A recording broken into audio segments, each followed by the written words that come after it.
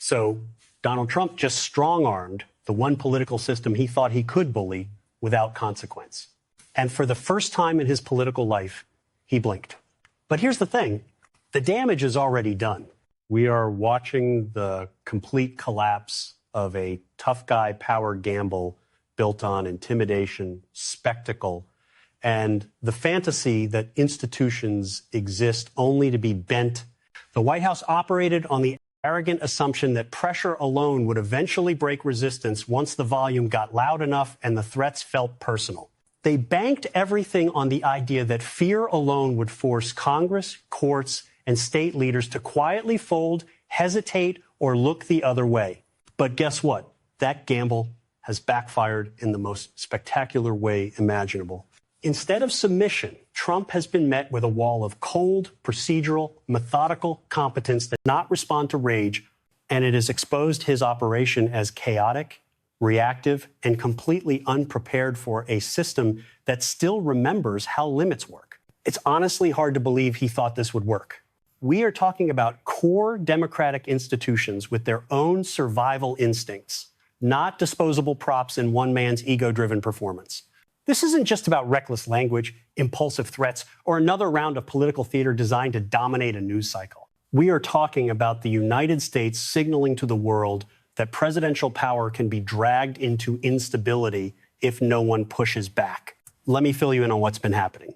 So let's look at the setup here. Trump returned to power in a state that had very little to do with strategy and everything to do with obsession. This wasn't a second term shaped by lessons learned or limits understood. It was shaped by grievance. A need to prove that America First still meant forcing others to bend, no matter how brittle the system became in the process. Trump didn't come back with data. Trump didn't come back with a roadmap. Trump came back with resentment, muscle memory, and a deep belief that pressure itself was a substitute for planning. He didn't need details. He needed confrontation. He didn't need solutions. He needed visible submission that could be framed as strength. He also needed a villain quickly, not because something catastrophic had happened, but because his political engine runs on conflict. The target didn't need to be guilty. It only needed to be useful. Someone prominent enough to provoke headlines, familiar enough to trigger instinctive loyalty from his base, and convenient enough to be blamed when escalation followed. Whether it was Congress refusing to flinch, or courts refusing to defer, or governors refusing to lower their voices, the pattern felt familiar. Threats came first, demands followed. Public escalation escalated again, and humiliation was always waiting as the final move if obedience didn't arrive on schedule. This wasn't improvisation, it was repetition. But this time, the assumption underneath that repetition failed. They knew he would come back, they knew he would be aggressive, and they built a strategy designed to neutralize his chaos with boring, relentless stability. Trump escalated anyway, because escalation is the only language he trusts. The volume went up, the framing sharpened, the expectation was obvious. Someone would rush to the table, someone would panic, someone would offer a symbolic concession just to make the noise stop. Instead, the response was slow, procedural, and emotionally flat. It didn't feed outrage. It didn't reward spectacle. It targeted the exact pressure points Trump relies on to project control, and it did so without drama. As this confrontation played out at the top, the effects spread quietly downward. Companies delayed decisions, workers felt schedules tighten, and uncertainty creep into conversations that used to feel routine. People heard promises of dominance while watching stability erode in small, accumulating ways. Jobs rarely vanish in a single explosion. They weaken through hesitation, through frozen planning, through leadership that chooses confrontation over predictability, and that uncertainty wasn't imported from an enemy abroad. It was generated internally. Because Trump picked a fight he could not force into submission. At first glance, this looks like just another clash of personalities. But if you zoom out, a very specific pattern snaps into focus. It always begins the same way. Someone steps forward with loyalty, restraint, and a willingness to defend Donald Trump publicly. They speak carefully, they absorb criticism, they give him the benefit of the doubt, believing that proximity to power comes with mutual obligation. In those early moments, Trump praises them, amplifies them, and presents them as proof that the system is still aligned with him. Then a line appears. Not a dramatic one, not a revolutionary one, just a boundary, a refusal to cross into something illegal, unethical, or institutionally dangerous. The moment isn't theatrical, it's procedural. It sounds like caution. It looks like hesitation. But to Trump, it registers as betrayal. That is when the shift happens. Trump does not negotiate with limits. He attacks them. He turns the loyal figure into a problem, then into a target, then into an enemy. Public praise flips into public pressure. Silence becomes suspicion. Loyalty is redefined as weakness. The person is isolated, undermined, and reframed as disloyal, incompetent, or corrupt. The message is unmistakable. The message was clear. Loyalty to Trump supersedes loyalty to the law. Once the dust settles, the cycle resets with a new face. Again, someone enters with good faith and discipline, believing they can balance principle with proximity. They reassure themselves that the previous fallout was personal, not structural, that this time will be different. That professionalism will be respected if delivered calmly enough and quietly enough. Again, the boundary arrives, a request that goes too far, a demand that assumes compliance without consequence, a moment where the system requires restraint. The refusal is measured. Sometimes it's barely audible, but it exists. And once again, that refusal triggers the same response. Trump escalates. The language sharpens. Pressure becomes public. Accusations replace arguments. Allies are encouraged to pile on. The goal is not persuasion. It is submission through humiliation. The individual is pushed out of favor, stripped of credibility, and rewritten as the obstacle standing in Trump's way. The message was clear. Loyalty to Trump supersedes loyalty to the law. This pattern does not stop because of backlash. It doesn't slow down because of criticism. It accelerates because it is the governing logic of Trump's world. Anyone who believes limits will be tolerated eventually learns otherwise. Anyone who believes restraint will be rewarded is corrected publicly and permanently. And then it happens again. Another figure, another show of initial alignment, another moment of caution framed as betrayal. The faces change, but the mechanism remains intact. Trump does not adapt to institutions. He tests them. When they resist, he replaces cooperation with coercion. This is why the chaos feels familiar, even when the details change. The structure is stable, even when the players rotate. Trump's system is not built around governance. It is built around personal dominance. And dominance cannot coexist with independent judgment. Once you see this pattern, it becomes impossible to unsee. Anyone who refuses to cross the line is disposable. And that is the rule governing power inside Trump's world. What happened next wasn't a policy dispute. It was a moral inversion. Allies who refused to break rules were rebranded as enemies, not because they acted against the United States, but because they refused to act against the system itself. In Trump's framing, legality became disloyalty, restraint became sabotage, and anyone insisting on limits was cast as an obstacle to strength. This is where the conflict stopped being political and became structural. On one side stood institutions built on rules, timelines, and process. On the other stood a president who treats rules as disposable when they slow him down. The irony is unavoidable. The very legal and economic order the United States designed and enforced for decades suddenly became inconvenient once it constrained Trump personally. When the rules produced outcomes he disliked, he didn't argue within them. He attacked their legitimacy. Markets, businesses, and voters felt this shift immediately, even without numbers flashing on screens. Decisions froze. Plans stalled. Anxiety replaced confidence. That's how instability spreads in real life, not through collapse, but through hesitation. Think about that. When leadership becomes unpredictable, caution becomes contagious. Companies stop committing, workers stop feeling secure, and voters stop trusting that tomorrow will look anything like today. This pressure cut directly into Trump's most carefully cultivated brand. He has always sold himself as the economic strongman, the dealmaker who thrives on disruption. But disruption only works when others believe there's a plan behind it. What this moment exposed was not strength, but risk. Trump wasn't managing uncertainty. He was manufacturing it. And that distinction matters. It reframes the threat. The danger was no longer external. It was sitting in the Oval Office. That is how Trump walked himself into a no-win box. If Trump escalates, the damage multiplies. Economic anxiety deepens. Business donors recoil. Moderates drift away. The chaos stops looking tactical and starts looking reckless. Every new threat raises the cost of compliance for everyone else until resistance becomes cheaper than surrender. Escalation burns political capital faster than it creates fear. If Trump pulls back, the mask slips.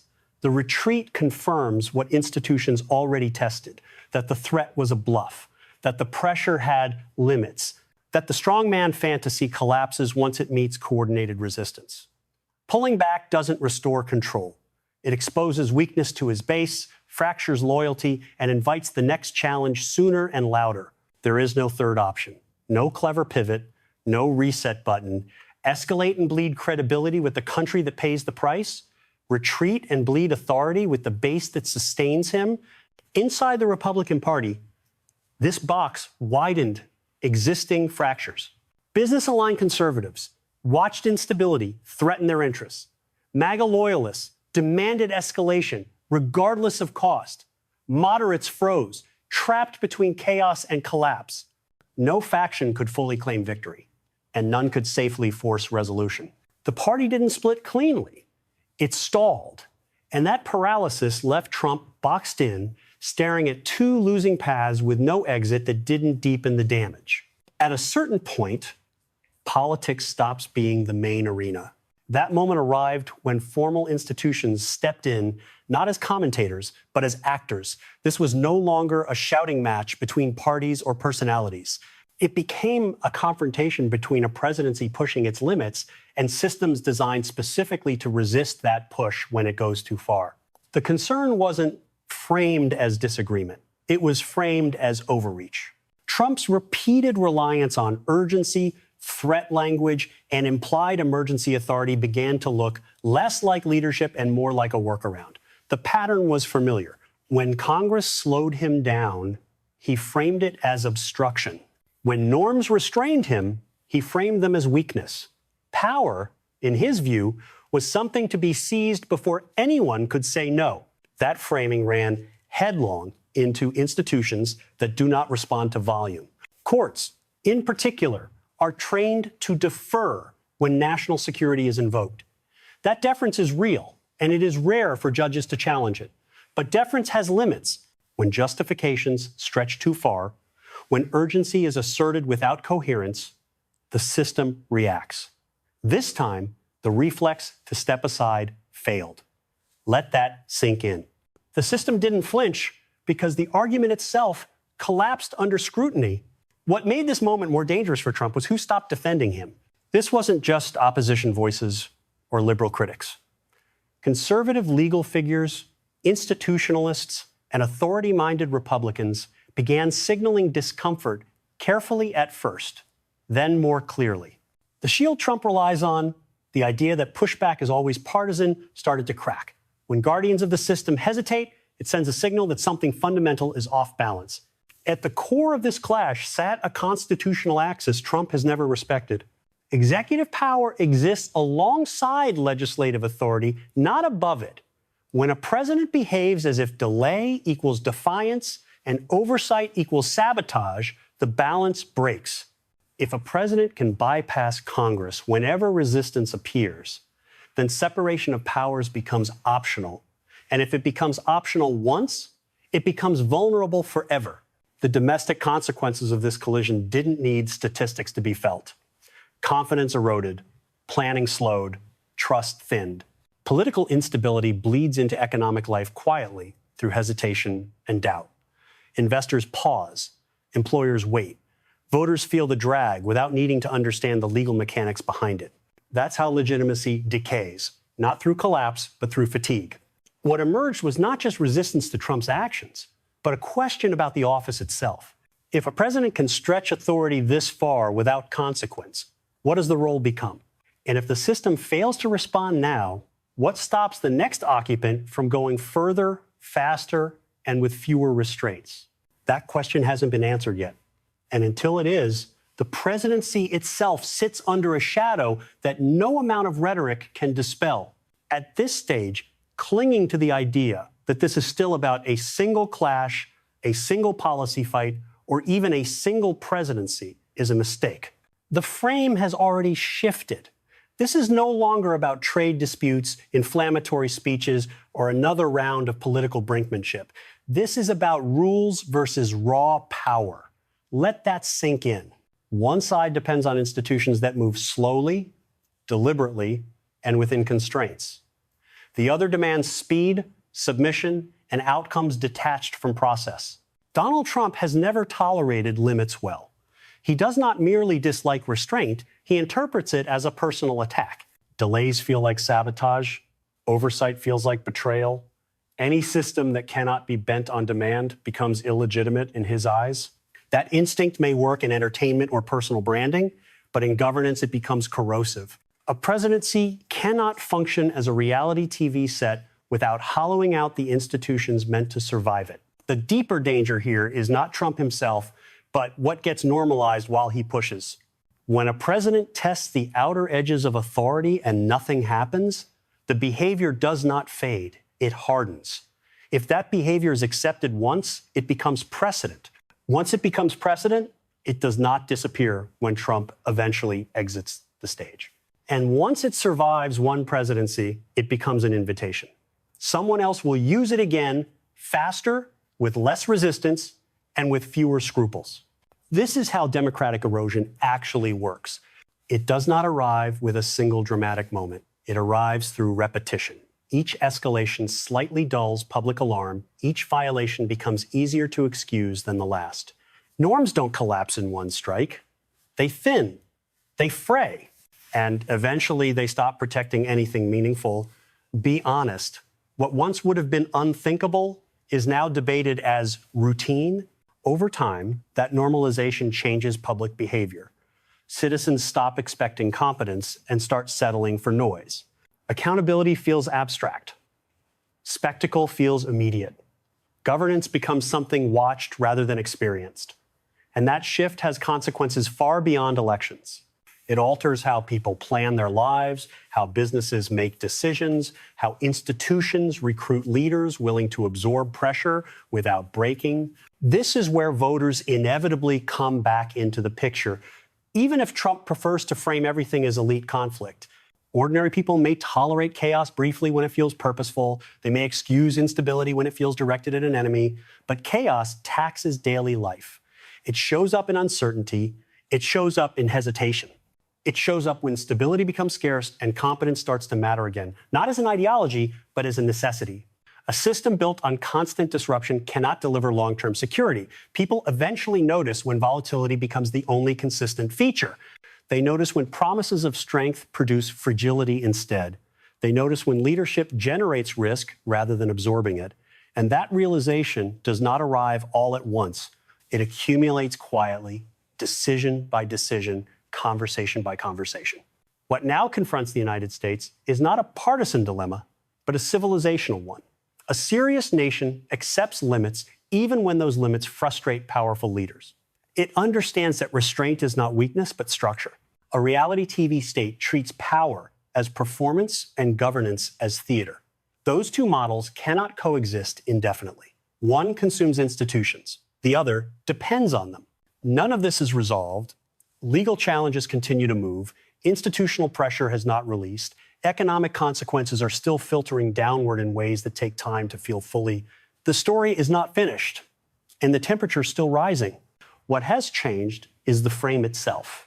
This is no longer about whether Donald Trump wins the next confrontation. It is about whether rules still matter once power decides they are optional.